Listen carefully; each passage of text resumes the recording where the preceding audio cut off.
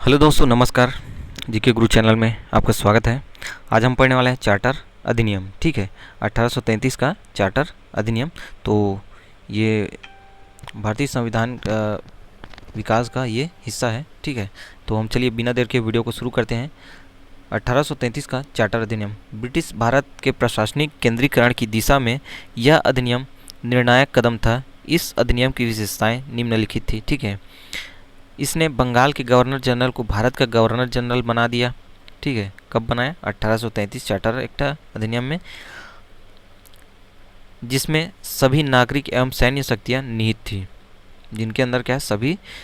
सभी नागरिक एवं सैन्य शक्तियां निहित थी। इस प्रकार इस अधिनियम ने पहली बार एक ऐसी सरकार का निर्माण किया जिसका ब्रिटिश अधिकार वाले संपूर्ण भारतीय क्षेत्र पर पूर्ण नियंत्रण था। ठीक है, और ये पहला भारत के प्रथम गवर्नर जनरल कौन थे? Lord William Bentinck. ठीक है, भारत के प्रथम गवर्नर जनरल कौन थे? Lord William Bentinck. ठीक थे। और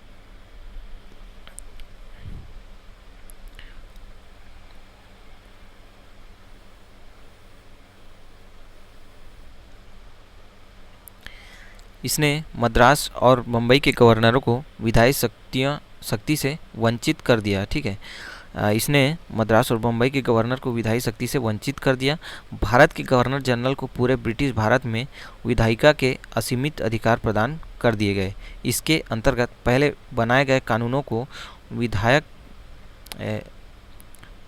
कानून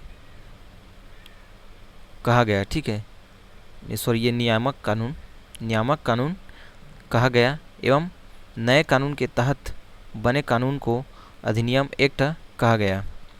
ईस्ट इंडिया कंपनी की एक व्यापारिक निकाय के रूप में की जाने वाली गतिविधियों को समाप्त कर दिया गया। अब यह पूर्ण रूप से प्रशासनिक निकाय बन गई। इसके अंतर्गत कंपनी के अधिकार वाले क्षेत्र ब्रिटिश राजशाही और उसके उत्तराधिकारियों के नियंत्रण में आ गए। ठीक है, चार्टर एक्ट 1833 ने सिविल सेवकों के चयन के लिए खुली प्रतियोगिता का आयोजन प्रारंभ किया। ठीक है, ये दोस्तों आईएमपी है। ठीक है, चार्टर एक्ट 1833 ने सिविल सेवकों के लिए चयन के लिए खुली प्रतियोगिता का आयोजन प्रारंभ किया करने का प्रयास किया। अधिनियम की धारा 87 वर्णित किया गया। ठीक है, प्रयास किया। अधिनियम की धारा 87 वर्णित किया गया कि रंग, जाति तथा धर्म के आधार पर कंपनी की सेवा से भारतीयों को किसी भी पद, कार्यालय और रोजगार को प्राप्त करने से वंचित नहीं किया जाएगा। ठीक है, कालांतर में यही धारा प्रशासन में भारतीय की भागीदारी हेतु मुख्य आधार बनी। कोर्ट ऑफ डायरेक्टर्स के विरोध के कारण इस प्रावधान को समाप्त कर दिया गया। ठीक, कोर्ट ऑफ डायरेक्टर्स के द्वारा इस प्रावधान को समाप्त कर दिया गया।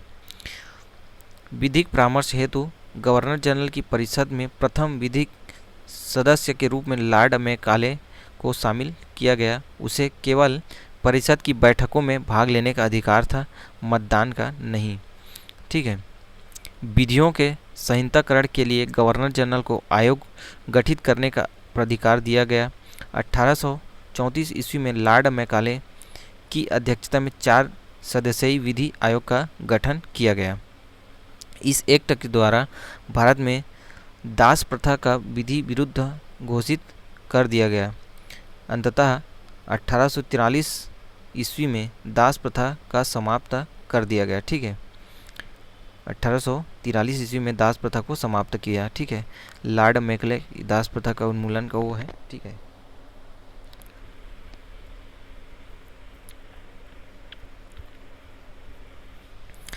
अब हम पढ़ने वाले हैं 1853 का चार्टर अधिनियम। 1853 का चार्टर अधिनियम 1793 ईस्वी से 1853 ईस्वी के दौरान ब्रिटिश संसद द्वारा पारित किए गए चार्टर अधिनियमों की श्रृंखला में यह अंतिम चार्टर अधिनियम था। संवैधानिक विकास की दृष्टि से यह एक महत्वपूर्ण अधिनियम था। इस अधिनियम के द्वारा गवर्नर जनरल की परिषद के विधायी कार्यों को प्रशासनिक कार्यों से पृथक करने की व्यवस्था की गई। विधि निर्माण हेतु भारत के लिए एक अलग 12 सदस्यीय विधान परिषद की स्थापना की गई। विभिन्न क्षेत्रों व प्रांतों के प्रतिनिधियों को इसका सदस्य बनाकर सर्वप्रथम क्षेत्रीय प्रतिनिधित्व का सिद्धांत लागू किया। ठीक है, लागू किया गया। परिषद की इस शाखा ने छोटी संसद की तहत कार्य किया। 1853 का चार्टर अधिनियम के द्वारा इस प्रकार के कार्य हुए। ठीक है, ये बहुत ही इंपॉर्टेंट टॉपिक है दोस्तों ये। ठीक है, इसी प्रकार से आजकल के कोड वाला क्वेश्चन जो भी बन रहा है इन्हीं टॉपिक से बन रहा है। ठीक है, तो गवर्नर जनरल की परिषद में 6 नए सदस्यों में से 4 का चुनाव बंगाल, मद्रास, बम्बई और आगरा की स्थानीय प्रांतीय सरकारों द्वारा किया जाता था। विधान परिषद का प्रमुख कार्य देश के लिए विधि बनाना था, किंतु इस विधि को अधिनियम बनाने के लिए गवर्नर जनरल की अनुमति आवश्यक थी। ऐसी विधियां पर गवर्नर जनरल वीटो भी कर सकता था। इस अधिनियम के अन्य प्रावधान निम्नलिखित है। बंगाल के प्रशासनिक कार्यों के लिए एक पृथक लेफ्टिनेंट गवर्नर नियुक्त किया गया। ठीक है, विधि सदस्य को गवर्नर जनरल की परिषद का पूर्ण सदस्य बना दिया गया। कंपनी के महत्वपूर्ण पदों पर नियुक्तियों के लिए सीधी भर्ती के स्थान पर प्रतियोगी परीक्षाओं को आधार बना दिया गया। ठीक है, 1853 की जो चार्टर एक्ट अधिनियम है उनमें ये सब कार्य हुआ। ठीक है, अब हम देखने जा रहे हैं भारत शासन अधिनियम। ठीक है, 1858 भारत शासन अधिनियम 1858। ठीक है दोस्तों, ये सन 1858 के पश्चात ब्रिटिश प्रशासन के अंतर्गत भारत के किए गए सुधारों का मुख्य उद्देश्य 1857 के विद्रोह जैसी घटना की पुनरावृत्ति को रोकना तथा साथ ही एक प्रशासनिक व्यवस्था को स्थापित करके भारत का उपयोग ब्रिटिश औपनिवेशिक हित में करना था। ठीक है, अधिनियम की विशेषताएं। ठीक है, 1858 की भारत शासन अधिनियम की विशेषता क्या क्या है? इसके तहत भारत का शासन सीधे महारानी विक्टोरिया के अधीन चले गए। ठीक है, जो 1857 जो युद्ध हुआ था, विद्रोह हुआ था, उनके बाद जो है ये महारानी विक्टोरिया के अधीन चला गया। ठीक, गवर्नर जनरल का पद नाम बदलकर भारत का वायसराय कर दिया गया। ठीक है, 1858 में गवर्नर जनरल का नाम बदलकर वायसराय कर दिया गया। वायसराय भारत में ब्रिटिश ताज का प्रत्यक्ष प्रतिनिधि बन गया। ठीक है, वायसराय जो है भारत में ब्रिटिश ताज का प्रत्यक्ष प्रतिनिधि बन गया। लॉर्ड कैनिंग, ठीक है, भारत के प्रथम वायसराय बने। ठीक है,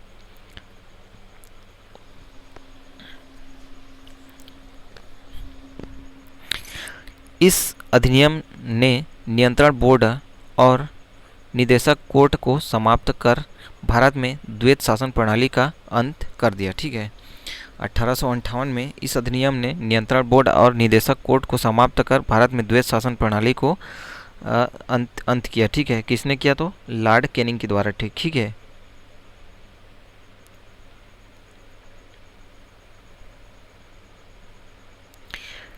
एक नए पद भारत के राज्य सचिव secretary of state of India का सृजन किया गया, जिसमें भारतीय प्रशासन पर संपूर्ण नियंत्रण की शक्ति निहित थी। यह सचिव ब्रिटिश कैबिनेट का सदस्य था, जो ब्रिटिश संसद के प्रति उत्तरदायी था। ठीक है, भारत सचिव की सहायता के लिए 15 सदस्यों की एक भारत परिषद इंडियन काउंसिल की स्थापना की गई। इस परिषद का मुख्य कार्य भारत सचिव को भारत के शासन के कार्य में परामर्श और सहायता देना था। अर्थव्यवस्था और अखिल भारतीय सेवाओं के विषय में भारत सचिव भारत परिषद की राय को मानने के लिए बाध्य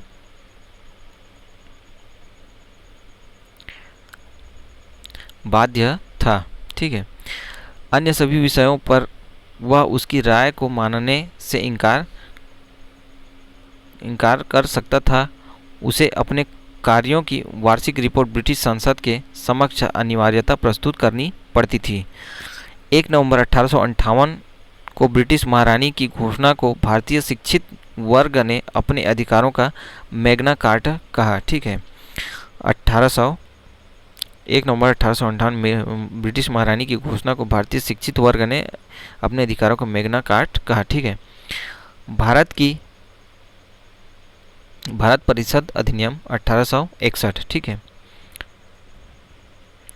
1861 का भारतीय परिषद अधिनियम भारत के संवैधानिक विकास के इतिहास में 2 कारणों से विशेष महत्व रखता है। इस अधिनियम के द्वारा गवर्नर जनरल की परिषद में भारतीय प्रतिनिधियों को शामिल कर उन्हें विधायी कार्यों में सहयोग करने का अधिकार प्रदान किया गया तथा गवर्नर जनरल की विधायी शक्तियों का विकेंद्रीकरण कर दिया गया। ठीक है।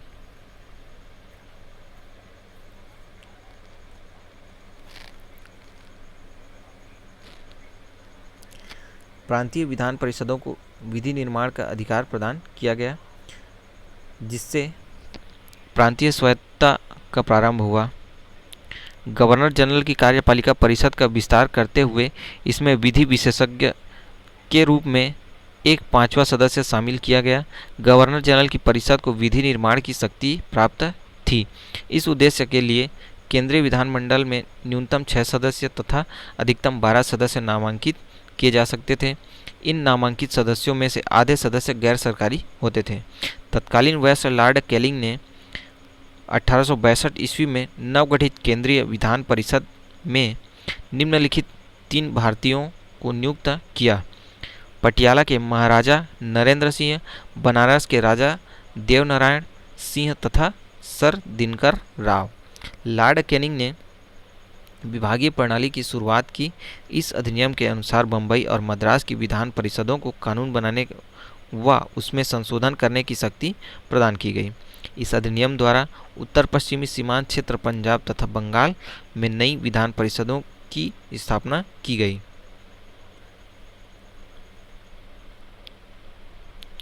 गवर्नर जनरल को अध्यादेश जारी करने की शक्ति प्रदान की गई, जो आपातकाल में 6 माह तक प्रभावी रह सकता था। उपर्युक्त विशेषताओं के होते हुए भी इस अधिनियम में निम्नलिखित कमियां थी: विधान परिषद में गैर सरकारी सदस्यों की कोई प्रभावी भूमिका नहीं थी। वे न तो कोई प्रश्न पूछ सकते थे और न ही बजट पर चर्चा कर सकते थे। गवर्नर जनरल केंद्रीय तथा प्रांतीय विधान परिषदों द्वारा पारित किसी विधेयक पर निषेधाधिकार अर्थात वीटो का प्रयोग कर सकता था। साथ ही ब्रिटिश संसद किसी भी विधि को अस्वीकार कर सकती थी। अब हम देखते हैं भारत परिषद अधिनियम 1892।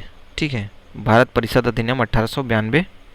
ठीक है, इसके माध्यम से केंद्रीय और प्रांतीय विधान परिषदों में अतिरिक्त गैर सरकारी सदस्यों की संख्या बढ़ाई गई, यद्यपि बहुमत सरकारी सदस्यों का ही रहता था।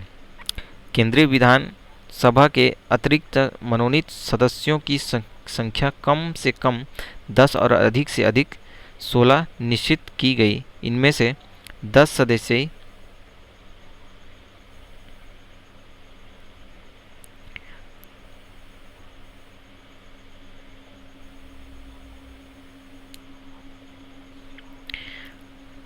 सदस्यों को गैर सरकारी होना आवश्यक था। इस अधिनियम में गैर सरकारी सदस्यों की नियुक्ति हेतु अप्रत्यक्ष निर्वाचन प्रणाली का प्रावधान किया गया। विधान परिषद की शक्तियों में वृद्धि हुई। अब सदस्यों को आर्थिक नीति तथा बजट पर बहस करने की अनुमति प्राप्त हुई, परंतु मतदान का अधिकार नहीं था। मंत्रिपरिषद के सदस्यों को जनहित से संबंधित मामलों में कुछ सीमाओं के भीतर प्रश्न पूछने का भी अधिकार प्राप्त हुआ। निर्वाचन पद्धति का आरंभ किया जाना इस अधिनियम की एक प्रमुख विशेषता है।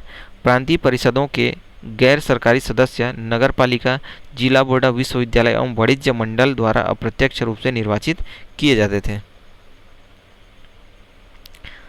भारत परिषद अधिनियम 1909। ठीक है, इस अधिनियम को मार्ले मिंटो सुधार के नाम से भी जाना जाता है। उस समय लॉर्ड मार्ले इंग्लैंड में भारत के राज्य सचिव थे तथा लॉर्ड मिंटो भारत में वायसराय थे।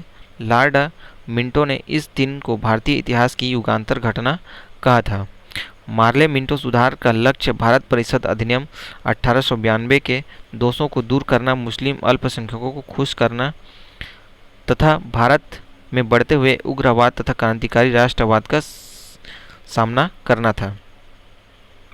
इस अधिनियम ने केंद्रीय और प्रांतीय विधान परिषदों के आकार में व्यापक वृद्धि की। केंद्रीय परिषद में सदस्यों की संख्या 16 से 60 हो गई, जबकि प्रांतीय विधान परिषदों में इनकी संख्या अलग अलग थी। इस अधिनियम के केंद्रीय परिषद में सरकारी बहुमत को बनाए रखा, परंतु प्रांतीय परिषदों में गैर सरकारी सदस्यों के बहुमत की अनुमति थी। इसने दोनों स्तरों पर विधान परिषदों के चर्चा कार्यों की परिधि को बढ़ाया, जैसे पूरक प्रश्न पूछना, बजट पर संकल्प रखना आदि।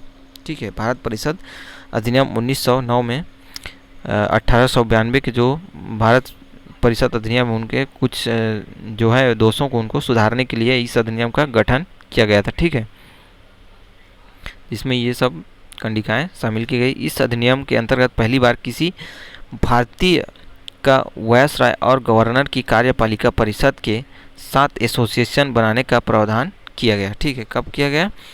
1909 भारत परिषद अधिनियम में। ठीक है,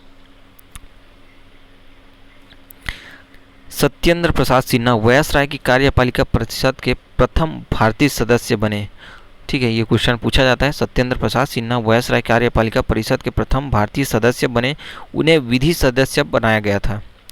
इस अधिनियम के द्वारा भारत प्रादेशिक चुनाव हेतु व्यावसायिक और सांप्रदायिक प्रतिनिधित्व प्रणाली को अपनाया गया। ठीक है, इस अधिनियम ने पृथक निर्वाचन के आधार पर मुस्लिमों के लिए सांप्रदायिक प्रतिनिधित्व का प्रावधान किया गया। इसके अंतर्गत मुस्लिम सदस्यों का चुनाव मुस्लिम मतदाता ही कर सकते थे।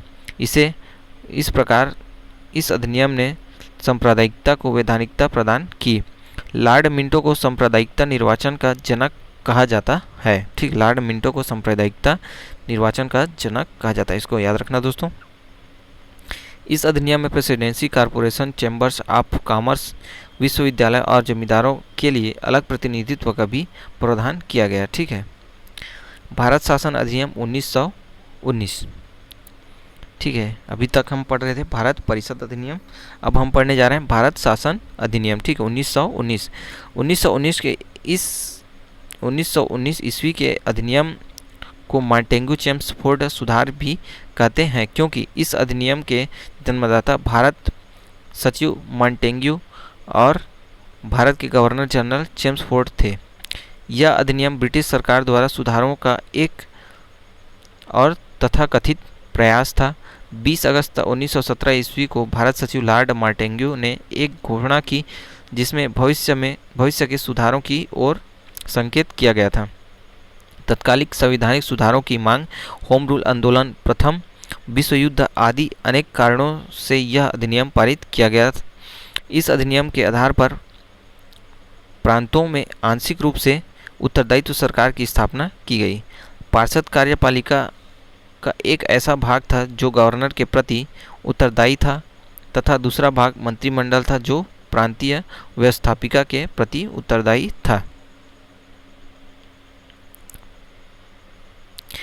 इस अधिनियम के द्वारा केंद्र में द्विसदनात्मक विधायिका स्थापित की गई, अर्थात केंद्रीय विधान परिषद का स्थान राज्य परिषद, उच्च सदन एवं विधानसभा निम्न सदन वाले द्विसदनात्मक विधानमंडल ने ले लिया। ठीक है, राज्य परिषद के सदस्यों को संख्या 60 थी, जिसमें 34 निर्वाचित एवं 26 मनोनीत होते थे तथा उनका कार्यकाल 5 वर्ष का होता था। केंद्रीय विधानसभा में 144 सदस्य थे, जिसमें 104 निर्वाचित एवं 40 मनोनीत होते थे। उनका कार्यकाल 3 वर्ष का था। दोनों की शक्तियां समान थी, किंतु बजट पर स्वीकृति प्रदान करने का अधिकार केवल विधानसभा को था।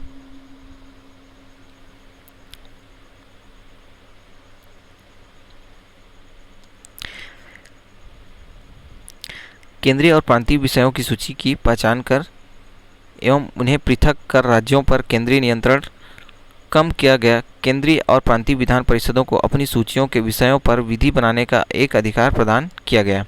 1919 ईस्वी के एक्ट की मुख्य विशेषता प्रांतों में द्वैत शासन की स्थापना थी। द्वैत शासन की स्थापना कब हुई थी? 1919 में। इसको याद रखिएगा, सन 2 बार जब 1919 आया तो द्वैत शासन, द्वैत। ठीक है, इसके लिए केंद्रीय और प्रांतीय विषयों को पृथक किया गया था।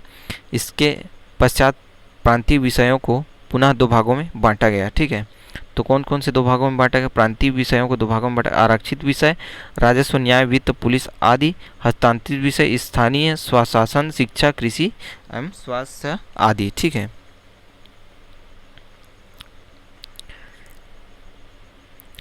आरक्षित विषयों का शासन गवर्नर अपनी परिषद के सदस्यों की सलाह से करता था। हस्तांतरित विषयों का शासन गवर्नर भारतीय मंत्रियों की सलाह से करता था। इस अधिनियम के सांप्रदायिकता आधार पर सिखों, भारतीय ईसाइयों, आंग्ल भारतीयों और यूरोपियों के लिए भी पृथक निर्वाचन के सिद्धांत को विस्तारित कर दिया। इस अधिनियम ने लोक सेवा आयोग के गठन का प्रावधान किया। इसी के परिणाम स्वरूप 1926 ईस्वी में सिविल सेवकों की भर्ती के लिए केंद्रीय लोक सेवा आयोग का गठन किया गया। ठीक है, इस अधिनियम ने पहली बार केंद्रीय बजट को राज्यों के बजट से अलग कर दिया तथा राज्य विधानसभाओं को अपना बजट स्वयं बनाने के लिए अधिकृत कर दिया। इसके अंतर्गत एक वैधानिक आयोग के गठन का प्रावधान किया गया, जिसका कार्य अधिनियम लागू होने के 10 वर्षों बाद जांच करके अपनी रिपोर्ट प्रस्तुत करना था। ठीक है, आयोग का नाम क्या था? साइमन आयोग। ठीक है, नवंबर 1927 में ब्रिटिश सरकार द्वारा सर जॉन साइमन के नेतृत्व में 7 सदस्यीय वैधानिक आयोग का गठन किया गया, जिसका कार्य भारत शासन अधिनियम 1919 के क्रियान्वयन की जांच करना था। इस आयोग में सभी सदस्य अंग्रेज थे, अतः अधिकांश भारतीय द्वारा इसका विरोध किया गया। आयोग द्वारा वर्ष 1930 में अपनी रिपोर्ट सरकार को सौंपी गई, जिसकी प्रमुख सिफारिश निम्नलिखित थी: प्रांतों में द्वैत शासन को समाप्त कर उन्हें स्वायत्तता प्रदान करना, राज्यों में सरकारों का विस्तार किया जाना, सशक्त संघ की स्थापना करना, सांप्रदायिकता निर्वाचन व्यवस्था को जारी रखा जाए। ठीक है, अब हम पढ़ेंगे नेक्स्ट वीडियो में भारत शासन अधिनियम। ठीक है दोस्तों, तो आज का वीडियो यहीं तक था। और भी इनका डिटेल पढ़ना चाहते हैं तो चैनल को सब्सक्राइब और लाइक शेयर जरूर करें दोस्तों। थैंक यू दोस्तों, थैंक यू फॉर वॉचिंग।